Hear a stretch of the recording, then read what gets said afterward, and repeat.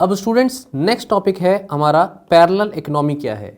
अगर black economy रहेगी market के अंदर तो डेफिनेटली पैरेलल इकोनॉमी क्रिएट हो जाएगी। जैसे मैंने अभी पीछे बताया, हमारी बेसिक जो इकोनॉमिक सिस्टम है उसके पैरेलली एक अलग से ही जो है मनी का इनफ्लो एंड आउटफ्लो चल रहा है। तो इसको डिफाइन कर सकते हैं कि वो इकोनॉमिक एक्टिविटीज जो अनमीजर्ड हैं, अनरिपोर्टेड हैं by the current techniques of monitoring economics, जो हम तरीके अपना रहे हैं इकोनॉमिक्स में पैसे को मीज़र करने के लिए, उसमें मीजरिंग हम नहीं कर पा रहे, रिपोर्टिंग नहीं कर पा रहे और वो टैक्स के परव्यू के अंदर भी नहीं आ रहा। इस पैसे पर ना तो कोई टैक्स पेड हो रहा है और गवर्नमेंट को उस रेवेन्यू का लॉस भी हो रहा है, लेकिन सर्कुलेशन में वो पैसा मार्केट में है।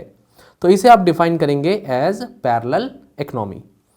इसके पीछे के रीजंस क्या हैं? भाई सिंपल सी बात है, ब्लैक मनी का एक तो इंक्रीज हो जाना तो पैरेलल इकोनॉमी बन जाएगी। यहाँ पर देखो मिडिल क्लास लोग जो है इन पे पास पैसे नहीं है, जबकि एक बाउंड्री खींची हुई है जहाँ पर जो रिच है वो और रिच होता जा रहा है, क्योंकि या तो वो टैक्स हेवन कंट्रीज से जो है कॉन्टैक्ट में है, ऐसी कंपनी में है, कंपनी खोली हुई है उसने जो टैक्स हेवन कंट्रीज से उसको जो है पैसा बच रहा है, या फिर हो सकता है कि वो उसने पैसे को अपने घर में गद्दों के नीचे छुपा करके रखा हुआ है। तो एक तरीके से लोगों के पास पैसा नहीं है, दूसरी तरफ रिच जो है वो उस पैसे को छुपा करके बैठा है। टैक्स रेट हायर है, मतलब अब क्या होगा इसके पीछे के रीजंस की, जब ज़्यादा से ज़्यादा टैक्स रेट बढ़ते जाएंगे इकोनॉमिक्स में, बजट में, तो लोगों के अंदर वो ऐसी भावना आएगी कि वो टैक्स ना दें और वो टैक्स की चोरी करना शुरू कर देंगे। तो ये इसके पीछे का रीज़न बन जाएगा। गवर्नमेंट के ऊपर जब ट्रस्ट ही नहीं होगा लोगों का तो भी पैरेलल इकोनॉमी क्रिएट हो सकती है। मतलब सरकार को क्या बताना इस पर कि सरकार को पैसे देने से फ़ायदा ही क्या है, सरकार हमारे लिए कर ही क्या लेगी, ये सरकार तो कुछ कर ही नहीं सकती, इससे अच्छा है पैसा इनको देना ही क्यों है। इनइफेक्टिवनेस ऑफ द लॉज इतने स्ट्रिक्ट नहीं है हमारे, लॉज अगर स्ट्रिक्ट हैं भी तो उसका इम्प्लीमेंटेशन इतना स्ट्रिक्ट नहीं है और इस पर जुडिशियल सिस्टम पर भी क्वेश्चन उठ जाते हैं कि अगर कोई केस होता भी है तो उसमें कन्विक्शन पुअर हो जाते हैं, और क्योंकि कन्विक्शन पुअर हो जाता है तो डेटरेंस क्रिएट नहीं होती। तो एक तरफ जुडिशरी भी इसमें रोल प्ले करती है कि भाई फास्ट ट्रैक कोर्ट्स हों, लोगों को सजा हो और उनके सोसाइटी के अंदर डेटरेंस क्रिएट हो कि भाई टैक्स तो चोरी करना बड़ा गड़बड़ वाली बात है। बाकी लोगों को भी हमें जो है टैक्स के नीचे दबाना नहीं है, मतलब सर्विस क्लास जिसके जो टैक्स कट करके आ रहा है उसको आप दबा करके रखें, ये भी सही नहीं है। वो एक ऐसा मैसेज देता है कि टैक्सेस तो गलत चीज़ है, इससे तो जितना हो सके उतना छुपाया जाए, क्लियर, मतलब कम से कम दिया जाए। अब आते हैं इस बात पर कि क्या मीजर्स लिए जा सकते हैं कि ब्लैक मनी के जो जनरेशन है इसके फ्लो को हम रोक सके, इसके जनरेशन को, इसके फ्लो को हमें कैसे कर्व करना है, कैसे रोकना है। इसमें देखिए सबसे पहला हमारा जो टॉपिक है वो है लेजिस्लेटिव मीजर्स, मतलब हम लेजिस्लेशन के लेवल पर कैसे इन चीज़ों को कम कर सकते हैं। सबसे पहला इसमें पॉइंट आता है टैक्स रैशनलाइजेशन। इसमें जैसे कि टैक्स स्लैब्स होते हैं, जैसे कि बजट वगैरह में आते हैं, तो नए टैक्स स्लैब्स जो हैं वो इस तरीके से हैं कि 0 से लेकर के 2.5 लाख तक अगर आपकी इनकम है तो आप क्या हो जाते हैं, एग्जेम्प्ट हो जाते हैं टैक्स देने से। अगर 2.5 लाख से लेकर के 5 लाख तक की आपकी सालाना इनकम है तो आपके ऊपर 5% का टैक्स लगेगा। 5 से लेकर के 7.5 लाख तक है तो फिर 10% का टैक्स लगेगा। अगर 7.5 से लेकर के 10 लाख तक की इनकम है तो 15%।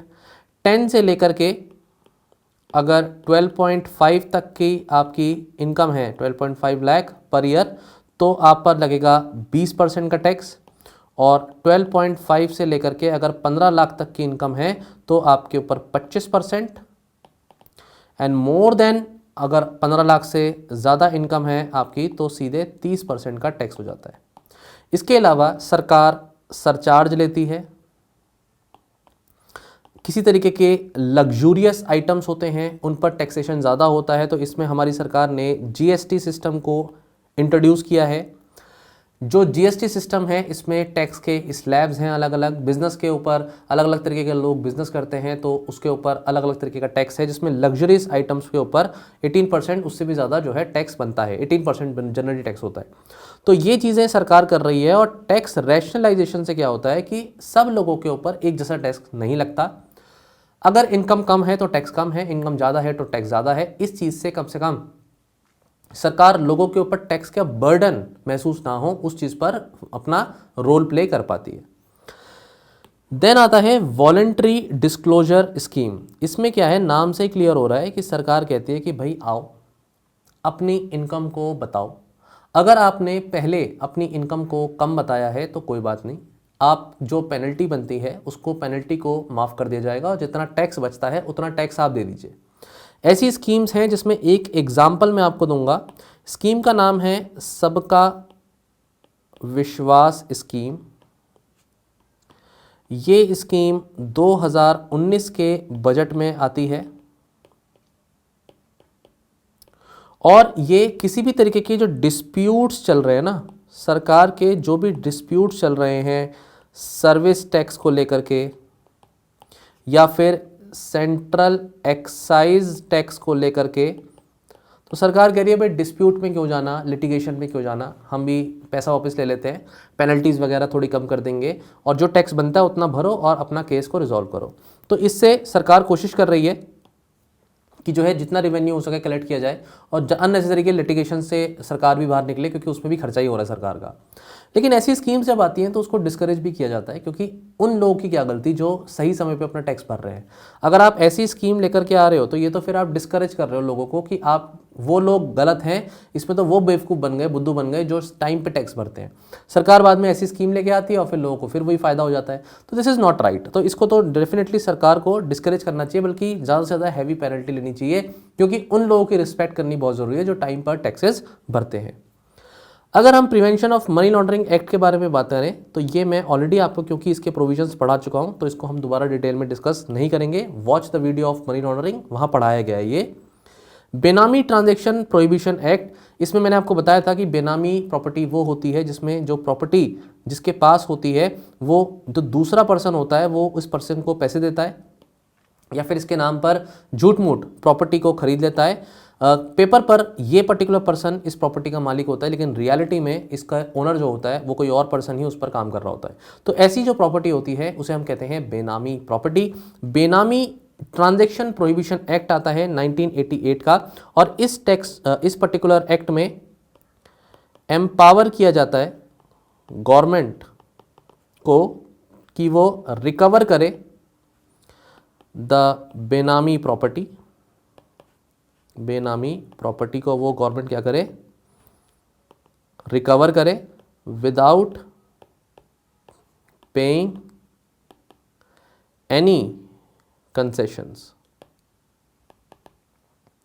इस तरीके की बात बेसिकली क्या है 2016 के अमेंडमेंट्स में आई, जहां पर इस एक्ट को और भी ज़्यादा स्ट्रिक्ट बना दिया गया, जहाँ पर ये बोला गया कि अगर ऐसी प्रॉपर्टी पकड़ी जाती है तो कम से कम नहीं तो जो 25% जो पर्टिकुलर प्रॉपर्टी का हिस्सा है जितना पैसा है उसका फ़ाइन लग सकता है आपके ऊपर।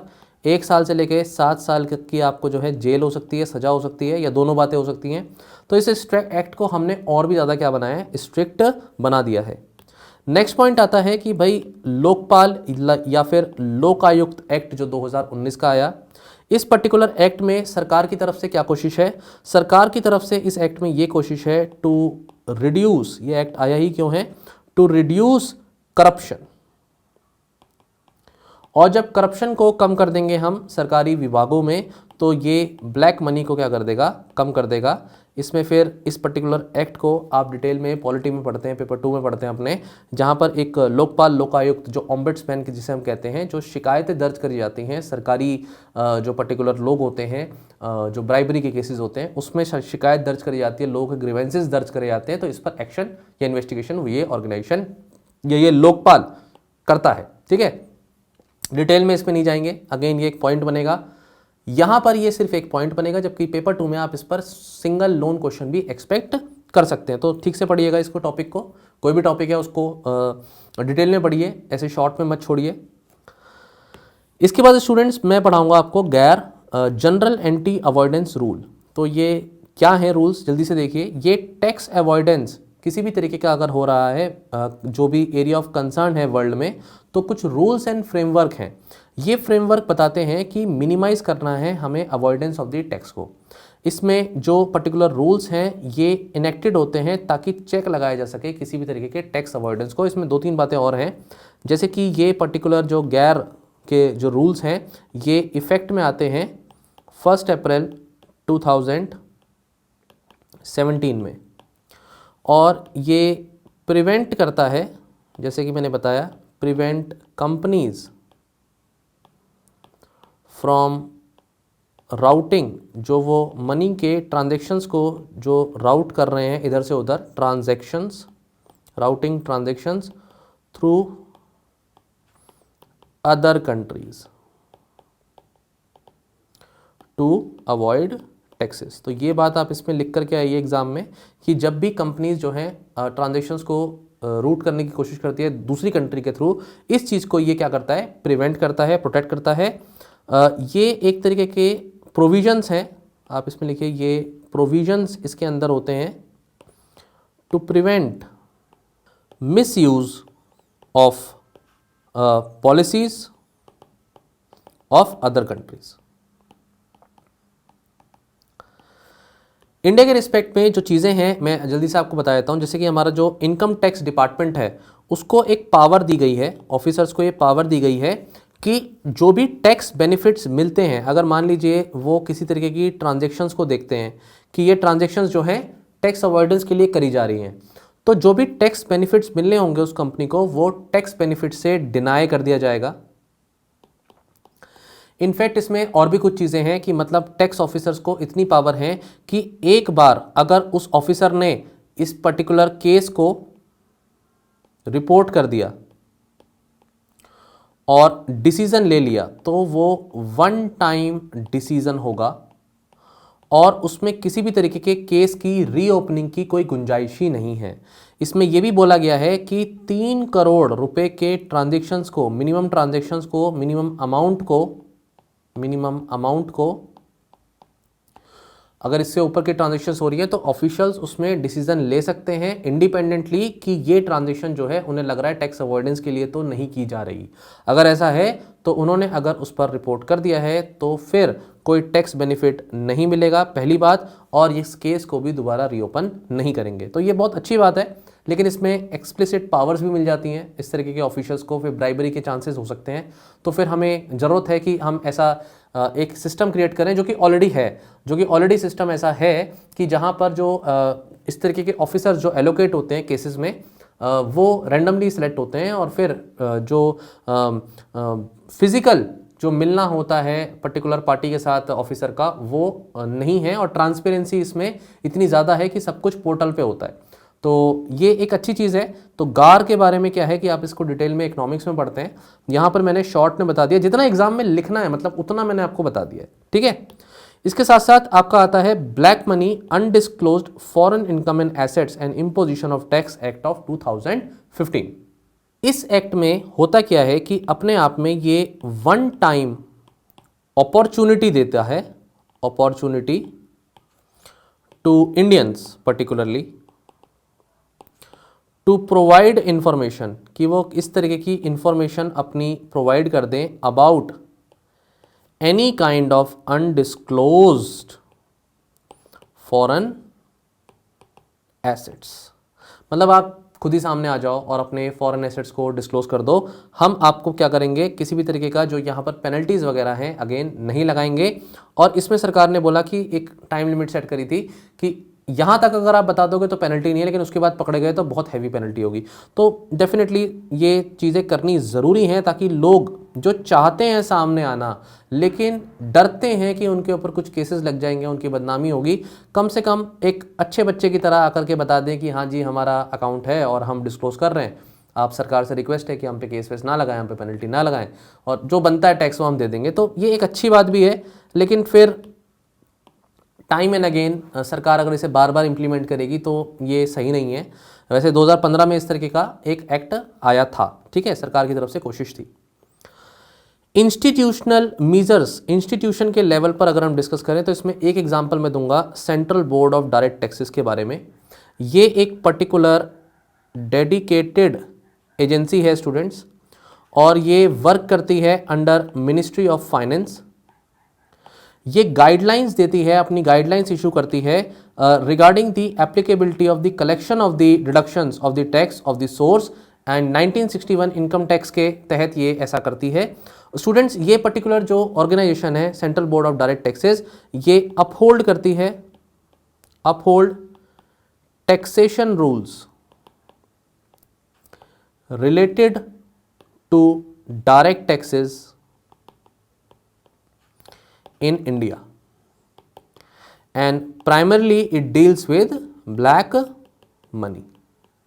ओके इसके साथ साथ और भी ऑर्गेनाइजेशंस हैं जैसे कि एनफोर्समेंट डायरेक्टरेट है, फाइनेंशियल इंटेलिजेंस यूनिट है, डायरेक्टरेट ऑफ रेवेन्यू इंटेलिजेंस है, central board of excise and customs है, CBEC।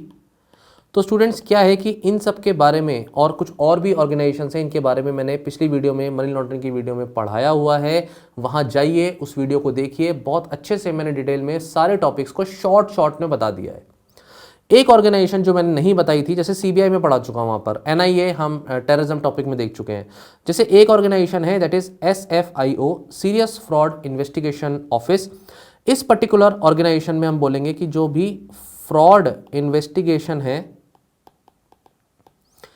ये एजेंसी इन चीज़ों को देखती है और ये सेटअप की गई है for any kind of serious complex frauds, अलग अलग तरीके के फ्रॉड्स जो होते हैं अंडर, और जिस एक्ट के तहत ये करती है, it is under companies act of 2013। ठीक है, तो ये भी मैंने आपको शॉर्ट में बता दिया। सब कुछ आप एग्जाम में नहीं लिख पाएंगे, एटलीस्ट 3 एग्जाम्पल भी लिखेंगे तो भी आपका आंसर अच्छा रहेगा। अगर स्पेसिफिकली पूछा गया है कि सिर्फ इंस्टीट्यूशनल मीजर बताइए, तब आपको कम से कम नहीं तो 5 पॉइंट देने होंगे। अपनी तरफ से मैंने कोशिश करी है कि आपको एटलीस्ट 5 to 6 पॉइंट्स तो दे ही दूं। अब पहले हमने डिस्कस किया लेजिस्लेटिव लेवल पर, फिर हमने डिस्कस किया इंस्टीट्यूशनल लेवल पर। अब देखिए स्टूडेंट्स, हम डिस्कस करेंगे इंटरनेशनल लेवल पर क्या मेजर्स लिए गए हैं। एक मैं आपको बता चुका हूं कि डबल टैक्सेशन अवॉइडेंस एग्रीमेंट, मतलब अगर एक कंपनी है और उसको कंट्री ए में अपने ऑपरेशन चलाने के लिए भी टैक्स देना पड़ रहा है, और क्योंकि वो कंपनी बी कंट्री की है, ये ए कंट्री है और ये बी कंट्री है, और क्योंकि वो बी कंट्री में उसका हेड ऑफिस है या वो वहाँ से कंट्री का ओरिजिन होता है, तो यहाँ भी टैक्स दे रही है, जहाँ ऑपरेशन चला रही है वहाँ भी टैक्स दे रही है। तो ऐसे में डबल टैक्सेशन अवॉइडेंस एग्रीमेंट आता है जो ये क्लियरली डिसाइड करता है कंट्रीज़ के बीच में कि चलो कोई बात नहीं, अगर आपने यहाँ टैक्स दे दिया है तो यहाँ मत दीजिए, इतना टैक्स वहाँ दे दिया है तो हमें आप इतना ही टैक्स दीजिए। तो और टैक्स जो दिया जा रहा है उसमें भी कंट्रीज आपस में एग्रीमेंट्स रखती हैं कि इतना इतना शेयरिंग कर लेंगे ताकि कंपनीज को प्रॉब्लम नहीं हो, लेकिन इसके लूप होल्स देख करके कंपनीज इसका मिसयूज करती हैं, वो बात दूसरी है। एक इनिशिएटिव G20 कंट्रीज के द्वारा, जो G20 कंट्रीज भी इस बात को मानती है कि support G20 countries also support automatic exchange, जो बातें आप एग्जाम में लिख सकते हैं, एक्सचेंज ऑफ टैक्स इन्फॉर्मेशन। ज़रूरत है कि हम यहाँ पर टैक्स की इन्फॉर्मेशन जो भी है उसको शेयर करें। अगर हम शेयर करेंगे तो ऑफशोर अकाउंट जो हैं किसी भी तरीके की कंट्री के ओवरसीज़ जो सिटीजन्स हैं उनके अकाउंट्स पता लग पाएंगे, उनके एसेट्स पता लग पाएंगे। तो एक तो ये चीज़ हो गई, और इसमें पूरा लिख दें तो between countries and strong support for OECD base erosion and profit shifting projects. तो ये बेस इरोजन प्रॉफिट शिफ्टिंग क्या होता है स्टूडेंट्स, कि मतलब एक तरीके से अगर एक तरफ फ़ायदा हो रहा है, दूसरी तरफ जो है दूसरी कंट्री को नुकसान हो रहा है, तो इसकी इन्फॉर्मेशन शेयरिंग हो जाए, और फिर आपस में शेयरिंग करके हम क्या कर सकते हैं कि जो भी प्रॉफिट हो रहा है वो एक तरफ किसी कंट्री को ज़्यादा फायदा ना हो, वो मिल करके या तो उस पर डिस्कशन हो जाए, एग्रीमेंट हो जाए, नहीं तो कम से कम जो मिनिमम स्टैंडर्ड सेटअप करे गए हैं उसका यहाँ पर वायलेशन नहीं हो। क्लियर। इसमें कुछ और भी बातें हैं, जैसे कि जो डेवलपिंग कंट्रीज होती हैं, डेवलपिंग कंट्रीज़ के रिस्पेक्ट में अगर मैं बताऊं, यहाँ लिख देता हूँ, अगर मैं डेवलपिंग कंट्रीज़ के रिस्पेक्ट में बताऊं तो देखिए डेवलपिंग कंट्रीज़ के लिए तो कॉरपोरेट टैक्स बहुत ही ज़्यादा इंपॉर्टेंट होता है, और कॉरपोरेट टैक्स की ही चोरी होगी तो उन कंट्रीज़ को बहुत नुकसान होता है। तो इसमें क्या है कि OECD और G20 कंट्रीज़ के रिस्पेक्ट में अगर देखा जाए तो कम से कम नहीं तो ये क्लियरली बोलते हैं कि इंक्लूसिव फ्रेमवर्क है, और ऐसा फ्रेमवर्क है जिसमें 141 कंट्रीज आती हैं और वो आपस में डिसीजन लेती हैं कि अब वो क्या काम करेंगी, ऐसे एक्शंस लेंगी जिससे एटलीस्ट कंट्रीज का नुकसान ना हो और कंपनीज इस तरीके से टैक्स को अवॉइड ना कर सके। एग्जाम्पल, जैसे कि वो कोहेरेंस में काम करेंगी, coherence in international tax rules, सभी के रूल्स इस तरीके से हो कि वो आपस में कोहेरेंस में बनाएं। साथ ही साथ वो ट्रांसपेरेंसी भी लेकर के आए अपने सिस्टम में अंदर, और जो भी टैक्स अवॉइडेंस हो रहा है उस पर इंफॉर्मेशन शेयरिंग करें। क्लियर, जैसे मैंने पीछे बताया। नेक्स्ट जो पर्टिकुलर इंस्टीट्यूशन है वो है multilateral convention of mutual administrative assistance in tax matters. ये जो पर्टिकुलर इंस्टीट्यूशन है ये कोशिश करता है कि ये फैसिलिटेट करे इंटरनेशनल कॉपरेशन को, international cooperation for better operations of national tax laws. इतनी सी बात आप लिख दीजिए, काफ़ी है। बाकी फाइनेंशियल एक्शन टास्क फोर्स, जैसे कि मैंने पहले भी पढ़ाया है, इसके बारे में बहुत सारी बातें मैंने पिछली वीडियो में बताए हैं। मनी लॉन्ड्रिंग में 39 मेंबर्स हैं, 37 कंट्रीज़ हैं, इसमें गल्फ काउंसिल है, यूरोपियन कमीशन है, मैंने आपको बताया हुआ ऑलरेडी। G7 कंट्रीज़ ने मिलकर के अपने समिट में पेरिस में 1989 में इस तरीके का टास्क फोर्स बनाया है, और इसकी कोशिश ही है कि अपने आप में ये वॉच डॉग की तरह है कि मनी लॉन्ड्रिंग जैसी एक्टिविटीज़ नहीं हो। राइट। नेक्स्ट स्टूडेंट्स, हम डिस्कस करेंगे कि क्या रिकमेंडेशंस हैं कमिटी जो पर्टिकुलर हेड करी गई by the chairman of the central board of direct taxes on black money. इसकी कुछ रिकमेंडेशंस हैं, ये सुन लीजिए। इसमें सबसे पहली जो रिकमेंडेशन है वो ये है कि हमें सबसे पहले तो ऐसे पर्टिकुलर लॉज, रूल्स या चेंजेस लेकर आने हैं जहां हम ब्लैक मनी के जेनरेशन को ही प्रिवेंट कर दें, मतलब हम होने ही ना दें ब्लैक मनी। उसके लिए हम क्या कर सकते हैं, सबसे पहला पॉइंट है इसमें focus on red tapism. Red tapism जो फैला हुआ है इसकी वजह से क्या है, करप्शन पनपता है। तो हमें कोशिश करनी है कि रेड टेपिज्म को हमें रिड्यूस करना है। रेड टेपिज्म को रिड्यूस करने के लिए जो भी चीज़ें हैं, जो भी प्रोसेसेस हैं, वो सभी प्रोसेस अगर टाइम बाउंड होने लगें, बेटर रेगुलेटेड अप्रूवल्स हों टाइमली मैनर में, अगर कोई काम है सरकारी तो उसमें सिंगल विंडो या फिर सिंगल फॉर्म अगर भरा जाए, और टेक्नोलॉजी का इसमें यूज़ हो, डिलीवरी सिस्टम इसमें, डिलीवरी सर्विस जो है वो प्रॉपर हो। अल्टीमेटली जो जुडिशियल प्रोसेस है उस प्रोसेस को भी हम क्या कर दें, बहुत ज़्यादा फास्ट कर दें। तो ये अपने आप में फर्स्ट पॉइंट बन जाता है कि हम प्रिवेंट ही कर देंगे ना ब्लैक मनी को, लोग देंगे ही नहीं पैसा करप्शन का, चीज़ें हो रही है आराम से। दूसरा पॉइंट निकल करके आता है कि अगर इफेक्टिव कोऑर्डिनेशन हो। देखो स्टूडेंट्स, ये मेन टॉपिक है, ये टॉपिक 1 नंबर लिखा हुआ, prevention of generation of black money. इसमें मैं सब टॉपिक्स बता रहा हूं। इसमें पहला पॉइंट रेड टेपिज्म को रिड्यूस करना, दूसरा है इफेक्टिव कोऑर्डिनेशन।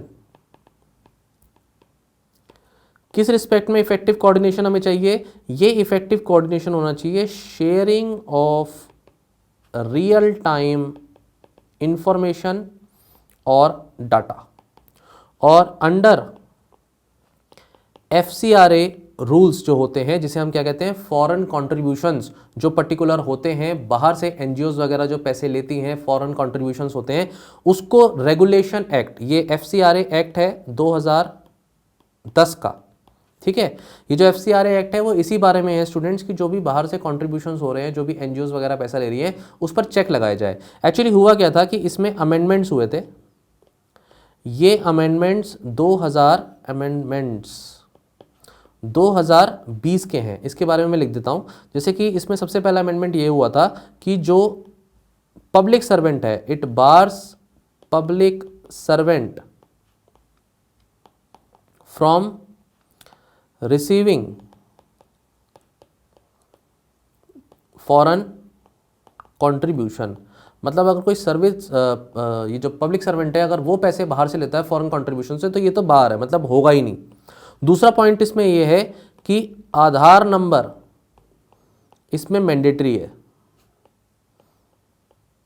तो पता चले ना भाई कि कहाँ जा रहे हैं पैसे, किसके पास जा रहे हैं। तीसरा इसमें पॉइंट ये है, जो भी पैसा रिसीव होगा बाहर से, मान लीजिए फंडिंग हो भी रही है किसी भी ग्रुप में, ऑर्गेनाइजेशन में, एनजीओ में, तो ये मस्ट है कि वो रिसीव होगी एक अकाउंट में, और वो अकाउंट की डिटेल्स एफसीआरए के साथ शेयर करी जाएंगी। ऐसा नहीं है कि आप किसी भी अकाउंट में फॉरेन कॉन्ट्रीब्यूशंस ले रहे हैं, एफसीआरए के अकाउंट में ही, जो एफसीआरए में आपने अकाउंट रजिस्टर कराया उसमें ही वो पैसा जाएगा। एक इंपॉर्टेंट पॉइंट ये है। और ये पर्टिकुलर ये जो पॉइंट्स हैं ये अमेंडमेंट्स 2020 के हैं स्टूडेंट्स, ठीक है, तो इसको आप कोट करके आइए। बाकी इससे बहुत फायदा होगा क्योंकि ब्लैक मनी फिर इस केस में जनरेट ही नहीं होगा, हर चीज ट्रांजैक्शंस के रिकॉर्ड होंगे।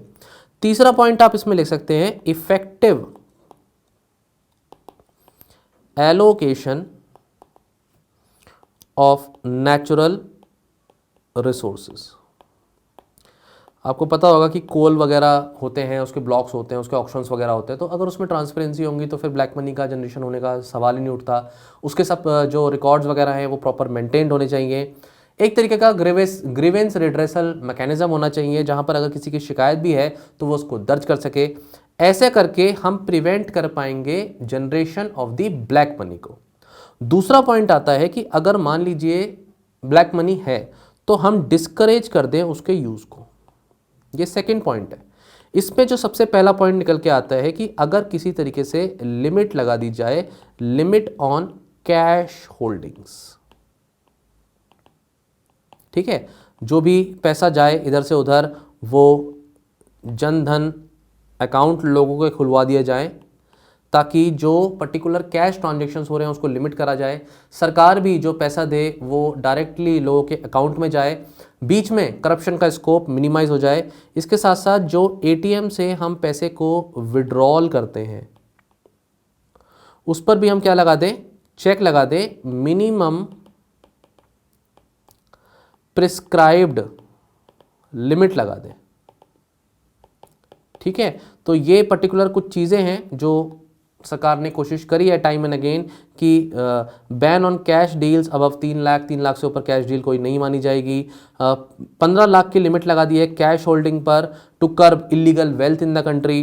कुछ ट्रांजेक्शन्स जो हो रहे हैं एटीएम वगैरह से जो विड्रॉल हो रहे हैं उस पर भी एक चेक है कि मैक्सिमम इससे ज़्यादा पैसा नहीं निकाल सकते, एक दिन में इतना ही निकाल सकते हैं। तो ये चीज़ें हैं डेफिनेटली, इस तरीके से हम ब्लैक मनी के पैसे को यूसेज को डिस्करेज कर रहे हैं। इसके बाद स्टूडेंट्स दूसरा पॉइंट इसमें आता है कि ट्रांसपेरेंसी हो,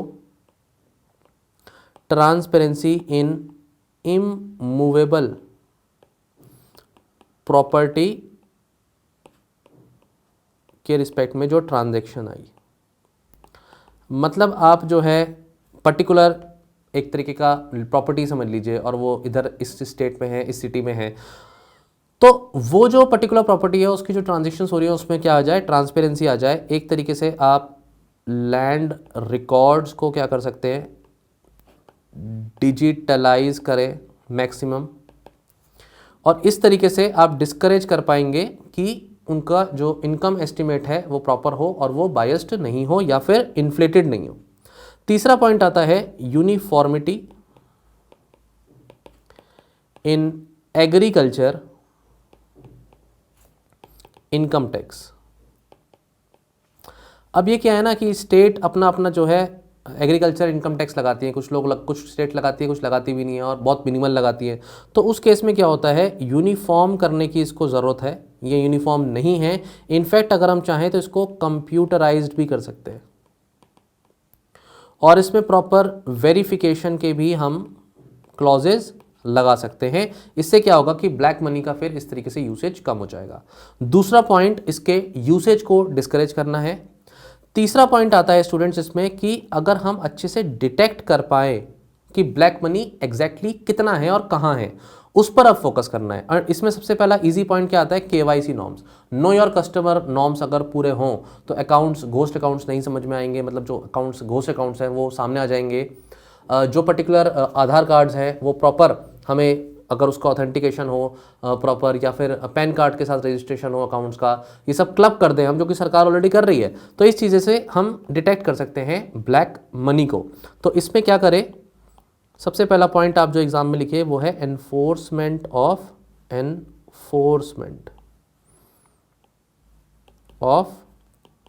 KYC नॉर्म्स, और इसको तो मैंडेटरी कर देना चाहिए, जो कि है भी। मॉनिटरिंग सिस्टम बेटर, जो भी सिस्टम्स हैं डिपार्टमेंट्स के, अलग अलग डिपार्टमेंट्स के, उसकी मॉनिटरिंग बहुत प्रॉपरली हो।